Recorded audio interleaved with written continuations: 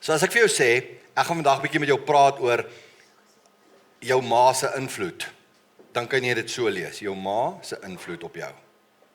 Maar jy kan ook 'n ma se invloed op mense hê.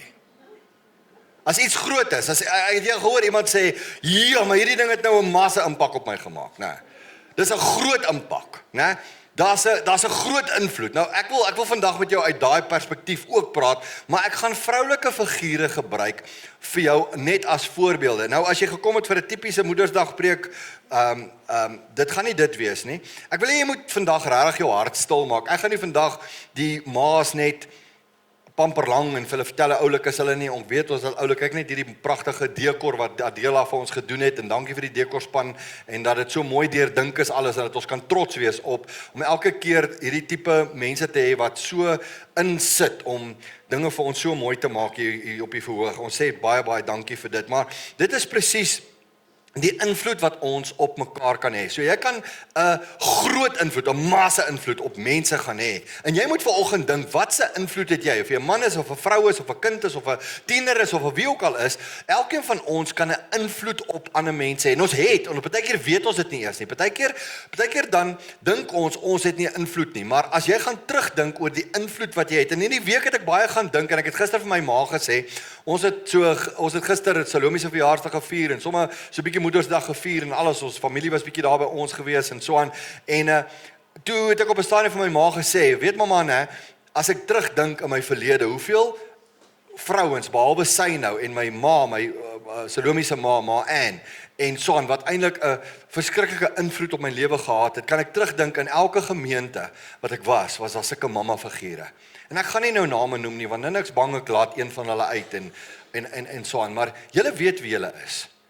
En daai mamma figure wat 'n mens na kan opkyk en kan weet, hierdie mammas is regtig mense wat oor ons, hulle het 'n invloed op ons lewe en hulle besef nie altyd die impak wat jy het nie. Soos jy vandag hier so sit as 'n vroulike figuur, wil ek vir jou sê, moenie jou invloed op die geslag na jou, of die geslag om jou, of mense by jou werk, of wie ook al, moet jy glad nie onderskat nie. Nou, net om dit te illustreer, wil ek vir jou lees uit 2 Timoteus 1 vers 3 tot 5. Hoor wat skryf Paulus vir Timoteus. Hy sê vir hom, ek dank God, wat ek net soos my voorouers met 'n skoon gewete dien, wanneer ek onophoudelik dag en nag in my gebede aan jou dink. So waar kom Paulus se kommitment van God af? Van sy voorouers af. Net soos my voorouers, net soos my ouers, net soos my grootouers. Dit kom in 'n geslag af, kom dit dat ons dra basies vir die volgende geslag, dra ons die goeie tyding van God, en dit dat God bestaan, en dat die Here invloed het op ons lewe, waarvan van geslag tot geslag oordra. En as jy hier so sit, wil ek vir jou sê, as jy nog nie jou eie kinders het nie, onthou jou verantwoordelikheid wat gaan kom, as jy dan weer die volgende geslag moet beïnvloed, en so aan. So, en dit stop nie daar nie, hy sê vir hom, ek onthou jou afskeidstrane, en ek wil jou baie graag weer sien. Hy skryf nou vir Timoteus, skryf Paulus dit. Hy sê, onthou, Timoteus was een van Paulus se leerlinge gewees, 'n jong dominee. En hy sê vir hom, dit sal vir my 'n groot vreugde wees. Hy sê, en ek dink ook aan jou opregte geloof. Kyk waar kom dit vandaan. Hy sê, daardie selfde geloof wat al in jou ouma Louise en in jou ma Eunice was, en wat daarvan is ek oortuig ook in jou is. So oumas en mammas en elkeen van julle, en dit pas so mooi wat jy weer vroeër gesê het, daai invloed wat jy het, wat jy oordra van die een geslag na die ander geslag. Dankie vir dit. En ek wil vandag gou 'n bietjie met julle praat oor 'n paar dinge van, en die eerste een is jou ma se voorsiening. Okay, so ek gaan 'n paar karakters uit die Bybel uithaal, en ek wil net hê, jy moet mooi luister na hierdie elke puntjie. Ek weet nie van julle nie, maar my ma was so. Ons kan onverwags, ons kuiermense gekry het. En dan as sy gekook het vir ons as gesin. En dan daag daar mense op. En ewe skielik is my ma nie meer honger nie. Want daar's mense wat gevoed moet word. En as kuiermense, en dat sy altyd gesê, o nee, ek is nie nou honger nie. Of dan skep sy in, en dan sien ons maar sy skep min vir haarself in, of sy skep glad nie vleisie vir haarself in, en sy sê, sy is nie vandag lus vir vleisie, sy voel nie lekker op haar maag nie. Mamas, julle doen dit. Julle voorsien. Julle sal eerder sien dat julle kinders of dat ander mense om julle voorsien is voordat julle aan julle self dink. En ek wil vandag met jou praat oor, kan jy as man, jy as mens, jy wat hier so sit, onthou ek gaan Moedersdag vat en ek wil dit deurtrek na jou toe, of wat jou geslag ook al mag wees, ek glo net in 2, mans en vrouens, né? Okay, so wat jou geslag ook al mag wees, dat jy hom sal deurtrek en sê, maar watse voorsiening het ek in vir mense om my? Jy sien, want ons moet ook aan ander mense se behoeftes voorsien. En ek wil vir julle vertel van hierdie spesifieke vrou, 'n weduwvrou, wat ons van lees in 2 Konings 4 vers 1 tot 7. En as ek vir jou sê die weduwee met die olie, dan sê jy, yes, ek ken die storie, né? Ons almal weet van die weduwee en die olie en die klein flesie olie en toe gooi sy en gooi. Onthou, die Bybel sê vir ons dat een van die profete seuns, het die ou vertaling gesê, sy vrou het na Elisa toe gekom. So dit was een van Elisa se leerlinge wat onverwags gesterf het, en die vrou het 'n koneksie met Elisa en sy kom na hom toe en sy sê vir hom, my man is nou dood en nou wil hulle, die skuldeisers is nou hier. Kom ons lees 2 Konings 4 vers 1 tot 7. Hy sê 'n vrou van 'n profeet het in haar nood by Elisa kom kla. My man is dood, u weet self dat hy die Here gedien het. So daar was 'n koneksie. Hy sê, nou die skuldeiser gekom en om my 2 seuns te vat en hulle sy slawe te maak. En daai tyd was dit, jy kon dit gedoen het. Okay, so as jy wil ontslaa raak van jou kinders, moet net nie jou goed betaal nie. Okay, so. Elisa het vir haar gesê, ek sal jou help. Sê vir my, wat het jy in jou huis? En hier kom die les julle, hier kom dit wat ons saam met ons moet vat. Wat het jy om te voorsien? En hoor die antwoord, sy sê eers in sy antwoord, ek het niks in die huis nie. Die eerste ding is, ons dink altyd, ons het nie iets om te bied nie. Jy sit dalk hierso en jy sê, maar ek het niks om te bied vir die lewe nie. En dan onthou jy, o ja, ek het 'n klein erdekannetjie met olie. Hy sê toe, gaan leen vir jou, by al jou bure, leë kruike, en sorg dat jy nie te min leen nie, want daar's 'n doel daarvoor. Hy sê, dan gaan jy in jou huis in, maak die deur agter jou en jou seuns toe, en gooi elkeen van hierdie kruike vol olie. Soos elkeen vol word, moet jy dit wegpak. Sy is van hom af weg. Sy het die deur agter haar na seuns toegemaak, soos hulle die kruike na haar toe aangedra het sy hulle vol gemaak, uit hierdie klein erdekruikie uit. En toe al die kruike vol was, sê sy vir een van haar seuns, bring vir my nog 'n kruik, maar hy het gesê, daar is nie meer kruike oor nie. Die oomblik toe die kruike klaar is, hy sê, toe het daar nie meer olie uit die kannetjie gekom nie. Sy het by die man van God aangekom en dit vir hom vertel, en hy het gesê, gaan verkoop die olie en betaal jou skuld. So God sorg nie net dat jou skuld gedelg word, dit wat jy nodig het, nie hoor gou, hy gaan aan, hy sê, gaan verkoop en betaal jou skuld, jy en jou seuns kan leef van dit wat nog oorbly. Meer as voorsiening. Mamas, ons leer hierdie goed by julle as vrouens. Sit jouself in hierdie situasie in. As die Here na jou toe kom en die Here sê vir jou, jy moet 'n voorsiening wees vir ander mense. Jy moet daar wees vir mense om jou. En jy sê vir jouself vanoggend, maar ek het niks om vir die wêreld te bied nie. En dan as jy mooi gaan dink, dan dink jy, ek het talente, ek het gawes, ek het abilities, ek het dit. En dan sê, ek het 'n bietjie olie. Dan sê die Here, okay, maar dit wat ek klaar vir jou gegee het, dit wil ek gebruik. Nie iets niets nie iets wat iemand anders het nie. Ek hoef nie vir iemand te kyk en te sê, ek wil graag soos daai een wees, of ek wens ek kan voorsien soos daai ene, of wat ook al nie. Jy het reeds die olie in jou besit, wat God vir jou gegee het, dat jy 'n verskil kan maak in mense se lewens. Mama, as ons leer dit, vandag leer ons dit by hierdie vrou, hierdie naamlose, gesiglose vrou. Ons weet net, sy is 'n weduwvrou van 'n profeet, wat ons nie eens weet wat sy naam is nie. Dis sulke mense wat maar net, hulle het nie eens 'n hoofrol in hulle eie storie nie. Die hoofrol is altyd, as jy na 'n fliek kyk, jy weet wie die hoofrol was. Maar hierdie vrou speel, in hierdie geval dink mense Elisa is die hoofrol. Hy is nie. Hierdie vrou is die hoofrol. Want sy voorsien vir haarself en vir haar gesin. En wat ek wil hê wat jy saam met jou moet vat is, die Here sê vir haar, gaan leen genoeg kruike. Moenie te min leen nie, want dit gaan van jou geloof afhang. As jy net 10 kruike gaan leen, gaan ek net vir 10 kruike voorsien, dan gaan jy dalk nie jou skuld kan afbetaal nie. As jy 20 of 30 of 40 of 50 gaan leen, gaan ek vir jou meer voorsien. Dit gaan van jou geloof afhang. As jy 100 gaan leen, gaan ek ook vir jou 100 volmaak. As jy 101 gaan leen, gaan ek vir jou 101. Want jy sien, toe die kruike klaar is, toe stop die olie. Nie voor die tyd gestop nie. Daar was nie nog leë kruike wat gestaan, nou is die olie klaar, nou kan God nie meer voorsien nie. Nee, so groot soos jou geloof, so groot is God se voorsiening. Dis wat ek hier leer. So hoeveel kruike leen jy? Hoe groot is jou geloof om vir ander mense 'n voorsiening te wees? Jy kan 'n ma se voorsiening wees vir ander mense. Jy kan 'n ma se voorsiening wees vir ander mense. Jy kan 'n groot voorsiening wees vir ander mense. Daar's meer as wat jy kan van leef. Maar ek wil ook met jou praat oor 'n ma se invloed. Jy sien, dit is nie net voorsiening nie. En elkeen van hierdie goedes kan ons terugtrek na God toe, obviously, dat God is ons voorsiening, God is ons invloed, en so aan. Maar kom ons gaan kyk na 'n paar vrouens, en ook 'n vrou wat, as ek vir jou sê, wat is Moses se ma se naam? Min mense weet, né? Dis Jochebed. Dit staan in die Bybel, maar almal praat dit altyd van Moses se ma. Maar haar naam was Jochebed gewees.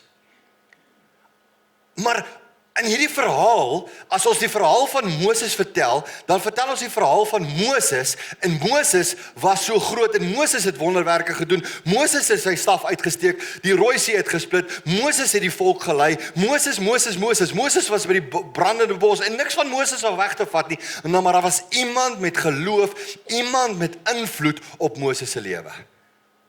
Wie was dit? Jochebed.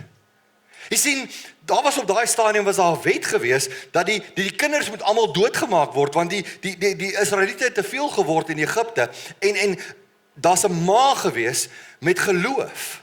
En sy het gesê, gaan nie my kind laat doodmaak nie.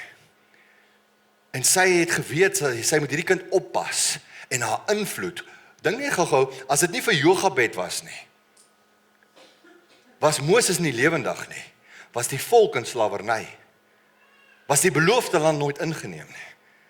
Verstaan julle die invloed van 'n ma op mense? Nou, haar geloof het 'n nasie gered. Haar geloof het van Moses hierdie instrument gemaak, maar sy was die katalysators, die een wat alles begin het. Waar het Moses sy geloof gekry? By sy ma, want sy moes hom 3 maande weggesteek het, en geglo dat God hom sou red. Sy moes geloof gehad het in hy mandjie wat sy op die Nylrivier sit, en te sê, as ek hierdie mandjie op die Nylrivier gaan sit, en sy het 'n plan gehad, hoor. Sy en haar dogter Miriam het 'n plan, julle vrouens is nogal innovative voor. Sy verf hy mandjie pik, dat hy nie sink nie, en sy sit Moses daarop, maar sy het hom mooi getime, dat die prinses kom bad. Sy het hom mooi getime. Sy het 'n plan gehad, en dit het 'n invloed gemaak op my en op jou vandag. Besef ons dit, dat Jochebed se geloof het 'n impak op my.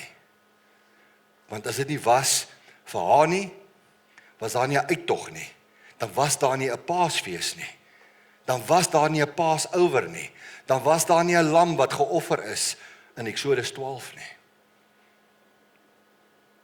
Dis net vir my amazing as ek na hierdie goed gaan kyk. Jou ma se invloed op jou. Hebreërs 11. Nou skiep ek na Hebreërs toe en dink maar is wow. Hebreërs is die Nuwe Testament. Ons is by Moses. Hoor gou hierso.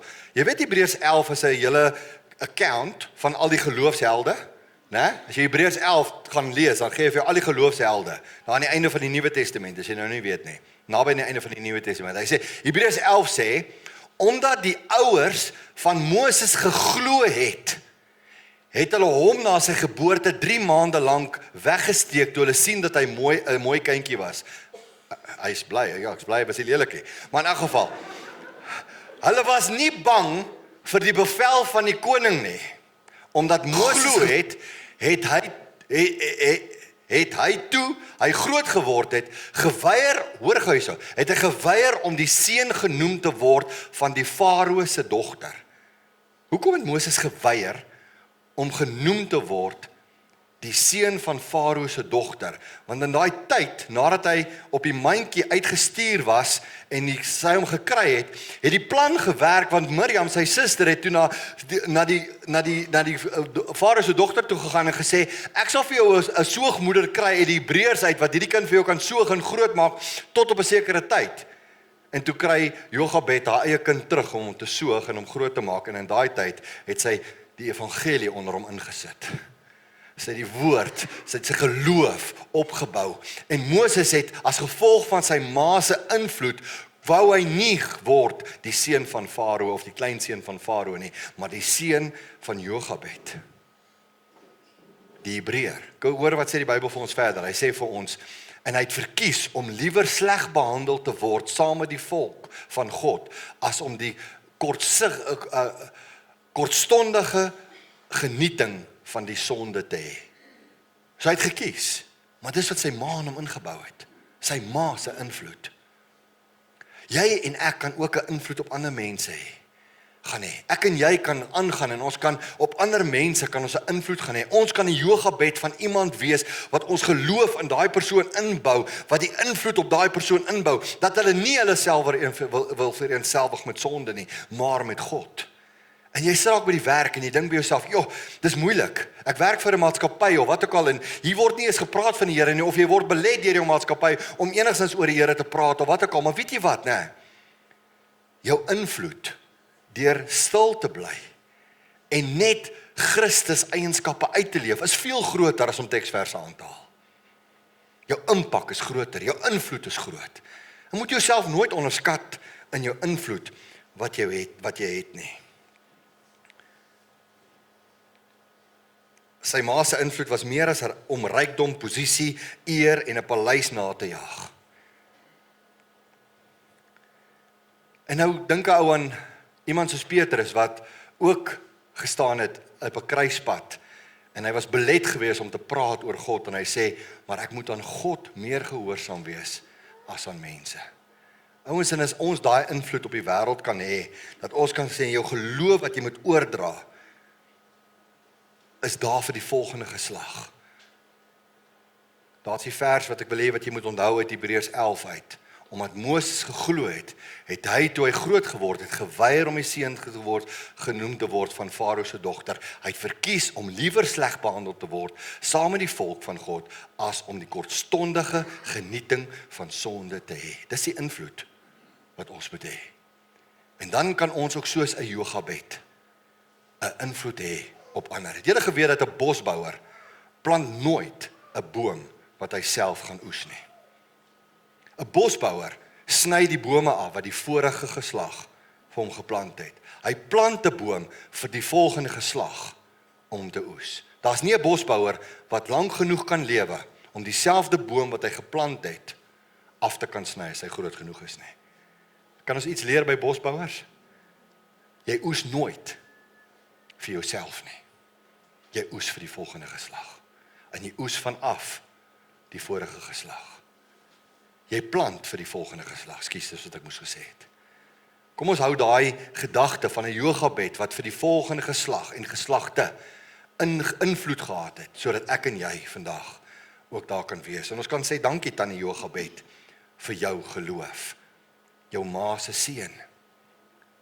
Ek dink elkeen van ons gaan dink oor jou ma se invloed op jou lewe. Dis 'n seën wat ons kan hê. En ek wil derens met jou praat oor hierdie vrou. Eintlik in die begin was sy 'n kinderlose vrou. Sy kon nie kindertjies hê nie. Ons lees van haar in 1 Samuel, hoofstuk 1, lees ons van vers 1 tot 28, lees ons van Hanna. Hanna wat nie kindertjies kon gehad het nie. En dan weet ons dat sy mos opgegaan het na die tempel toe en sy daar gaan bid en sy het so gebid en so vir die Here gevra en so vir die Here gesmeek dat selfs Eli, die hoofpriester, gedog het dat sy is van haar kop af. Hy het op 'n teendeel op 'n stadium gedink sy is vol soetwyn. En hy het amper begin bestraf en sy sê vir hom, nee my Heer, ek is nie 'n leegleer nie. Ek is nie iemand wat hierso op my knieë staan en smeek omdat ek dronk is of omdat ek iets bekeer of omdat ek kranksinnig is nie. Ek giet my hart voor God uit, want ek wil so graag 'n kind hê. En Hanna maak hierdie belofte en sy sê, Here, as U my seën met 'n seun, sal ek hierdie seun vir U teruggee, dat hy vir ander mense 'n seën met 'n dubbel E met 'n kolletjie op kan wees. So gesê, so gedaan. 1 Samuel 1 vers 27 en 28, jy moet die hele 1 Samuel 1 gaan lees, maar hierdie ene sê, om hierdie seën het ek gebid, dis nou na die tyd, sy sê, om hierdie seën het ek gebid, en die Here het aan my gegee, wat ek van hom afgesmeek het. Wow, stop net gou daar. Waarmee is jy nou besig? Waarvoor vertrou jy nou die Here? Hier is ons 'n getuienis, dit nie oornag gebeur nie, julle. Jy sit dalk hier en jy is besig met iets, daar's iets wat jou pla, daar's iets wat jy van die Here vra, en dit voel vir jou asof dinge nie deurkom nie.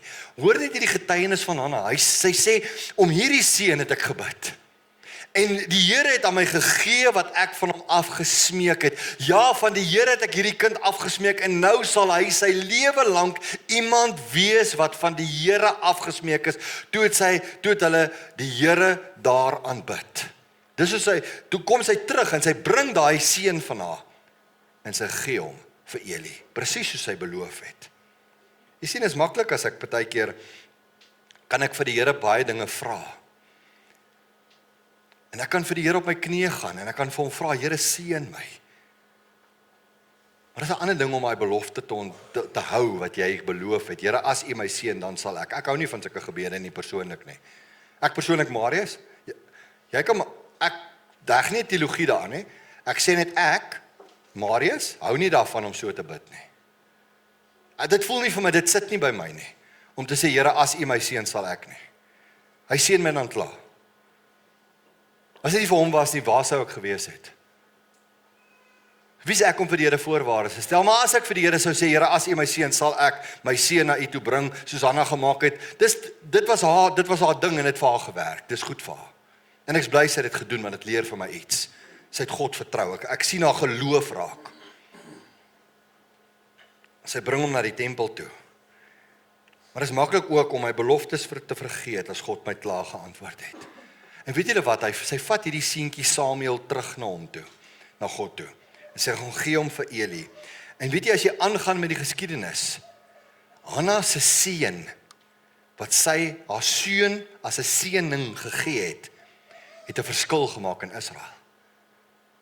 Want haar seëning wat sy gegee het die hele Israel verander. Want Samuel was die een wat Dawid gesalf het as koning, wat Saul gesalf het as koning. Samuel was die een wat opgetree het tussen God en mens, toe Eli dit nie meer wou doen nie. Toe Eli se seuns van die pad af dwaal, en hulle dien God nie soos hulle moet nie. Toe was Samuel daar, en God het hom daar geplaas. Miskien voel jy is uit posisie uit.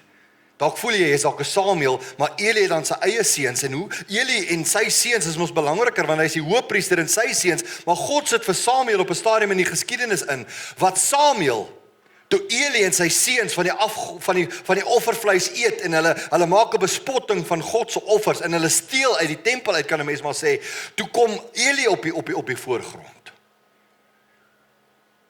Toe kom Samuel op die voorgrond, skus, maar jy het verstaan wat ek gesê het, né? En ek wil net gou teruggaan na Hanna toe. Julle, weet jy wat die mooiste van die hele verhaal? Na Samuel het Hanna nog 3 seuns en nog 2 dogters gehad. God seën haar met 5 ander kinders, en sy het 1 opgeoffer vir God. Sy het 6 kinders gehad. Sy het 5 gehad wat sy by haar kon hou. En God weet dit, want hy ken 'n ma se hart. So God se seën is groter as ons kan dink. Hy vervyfdubbel dit sommer, want sy beloftes is belangrik. Vir wie is jy 'n seën? Mamma, dankie vir jou seën wat jy vir ons is. Maar ek en jy as man, as vrou, as kind, as tiener, wie ons ook al is, ons kan ook 'n ma se seën vir ander mense wees. Ek sluit af met die laaste karakter. Jou ma se sorg. Here, as ek dink aan versorging, dan gaan ek weer vandag stil staan by 'n naamlose vrou. Die Bybel sê nie eens wat sy naam nie. Sy was maar net nog 'n weduwee. Nog 'n iemand. Maar hierdie storie is vir my so aangrypend. In 1 Konings 17 kan jy hom raak lees. 1 Konings 17, en ek gaan vir jou net van vers 8 af lees. Hy sê, toe die woord van die Here weer tot Elia gekom. Dis nou nie Elisa nie. Elisa was nou by die ander weduwee wat met die olie. Nou is dit Elia, né? Ons moet nie verskil, die twee het ook baie nou saamgewerk op 'n stadium. So hierdie is nou Elia. So toe kom die woord van die Here weer tot Elia gekom en gesê, gaan na Sarfat toe. Okay, ek gaan nou vir julle sê, waar was hy? Hy was by die spruitkrit gewees. Toe sê die Here, gaan na Sarfat toe, by Sidon, en gaan bly daar. Ek het 'n weduwee daar opdrag gegee om vir jou te sorg. Hoor gou hierdie weduwee se omstandighede. Hy sê, hy gaan toe na Sarfat toe, en toe hy by die poort van die stad kom, was daar 'n weduwee net besig om houtjies op te tel. Die ou vertaling het gesê, sy het stokke opgetel om vuur te maak. So daar was nie meer hout in die huis nie, sy het stokke gaan optel. Dis 'n baie naby beskrywing. Dit was haar omstandighede. Hoor gou wat het hier gebeur. Hy sê, en sy was besig om houtjies op te tel. Hy sê toe vir haar, gee my asseblief 'n bekertjie water om te drink. Terwyl sy dit gaan haal, roep hy agter haar aan, bring vir my asseblief 'n stukkie brood saam. En toe sê sy, so seker as die Here u God leef, ek het nie meer brood nie. 'n handvol meel in 'n kruik en 'n bietjie olie in die erdekan. Ek maak nou maar 'n paar houtjies bymekaar en dan gaan ek vir my en my seentjie iets klaarmaak om te eet. Daarna moet ons maar doodgaan. Dis die laaste van haar laaste. Sy het niks meer nie. Dis die laaste meal. Is hierdie bietjie olie, hierdie bietjie meel, dan is dit verby. En nou kom Elia, die man van God, 'n profeet, en hy sê, gee vir my van daai brood. En jy kan vir jouself sê, maar hoe werk dit? Maar hier kom die wonderwerk, hier kom die fantastisheid van hierdie storie. Hy sê, Elia sê toe vir haar, hoor hoe verwaand is Elia, né? Hy sê vir haar, ek sal nooit op my hart kry om dit te doen nie, maar hy doen dit. God het gesê hy moet dit doen. En hy doen dit en hy sê, moenie bekommerd wees nie, gaan maak dit klaar, net soos jy gesê het, en maak eers vir my 'n roosterkoek. En dan bring jy dit hier, daarna kan vir jy en jou seentjie sorg. Elia! Is jy alright? Hoor hierso, hoor sy geloof. Hy sê, so sê die Here, die God van Israel, die meel in die kruik sal nie opraak nie, en die olie in die kan sal nie minder word nie, totdat die Here dit laat reën op die land. Weet jy hoe lank het dit nie gereën nie? 3,5 jaar. Jakobus sê dit vir ons. Hy sê, Elia het gebid en het 3,5 jaar nie gereën op die aarde nie, en Elia het weer gebid en het gereën. So iewers in daai 3,5 jaar, ek weet nie hoe lank was hy by Krit nie, toe skuif hy Sarfat toe. En die hele droogte het daai vrou met daai olie en daai meel vir hom gesorg. Hierdie vrou se hart, 'n ma se sorg, is net fantasties. As jy hierdie verhaal gaan aanlees, gaan dis die mooiste, as iemand 'n fliek hieroor wil maak. Nee, please, Mel Gibson, hier's vir jou 'n tip. As jy gaan aanhou lees, gaan jou hare regop staan, maar daarna toe gaan hierdie seentjie dood. En 'n mens kan dink, maar hoe kan God dit toelaat? En dan gaan Elia en hy strek homself voor hierdie kind uit en die kind staan op by die dood uit. Want God voorsien. Hy sien hierdie vrou se hart haar hart vol sorg, sien hy raak. Jou ma se sorg is so groot en jy kan 'n groot hart van sorg hê vir ander mense om jou.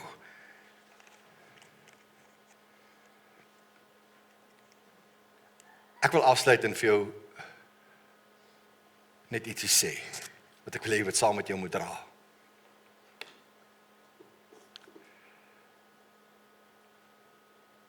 Die hoogtepunt van Elia se bediening, vir my, was die oorwinning op Karmel.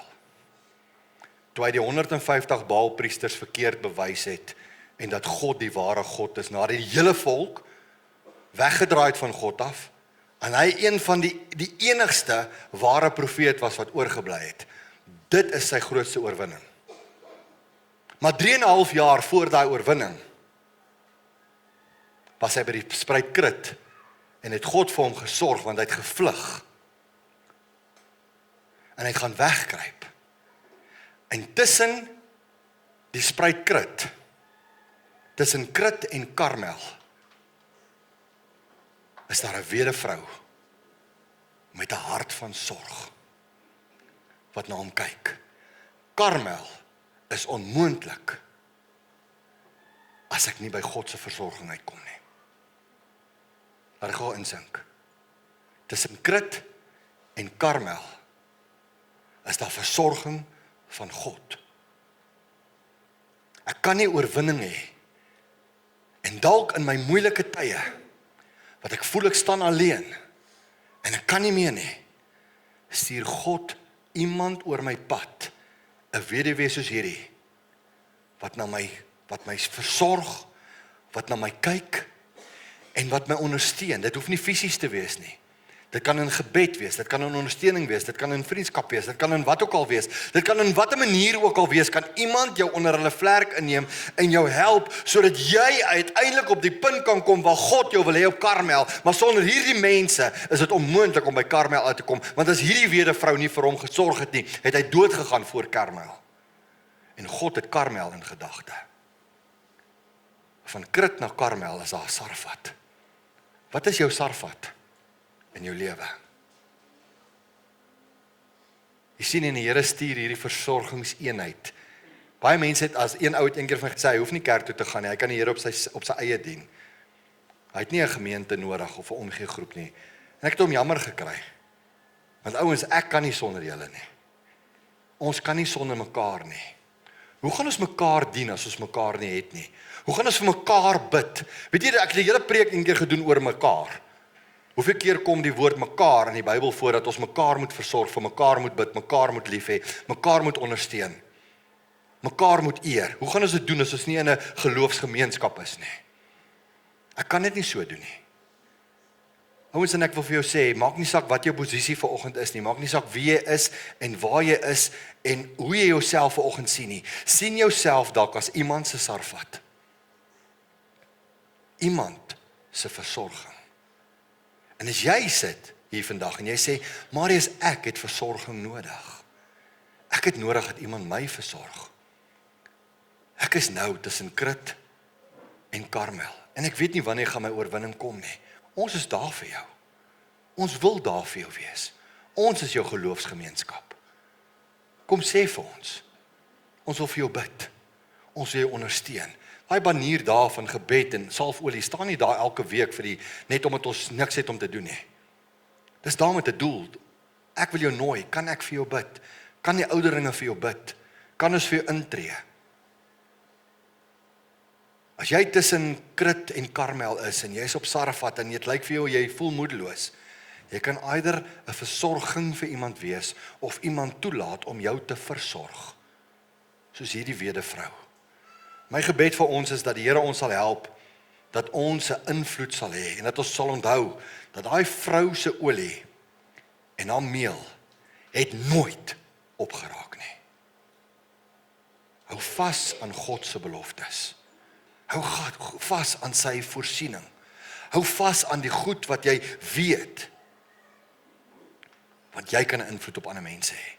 Jou geloof soos Moses se ma kan 'n invloed hê. Jou geloof soos 'n vrou wat die deur agter haar toegemaak het en 'n klein vessie olie gevat het. Here, ek het niks nie. Ek het net dit. Gebruik dit.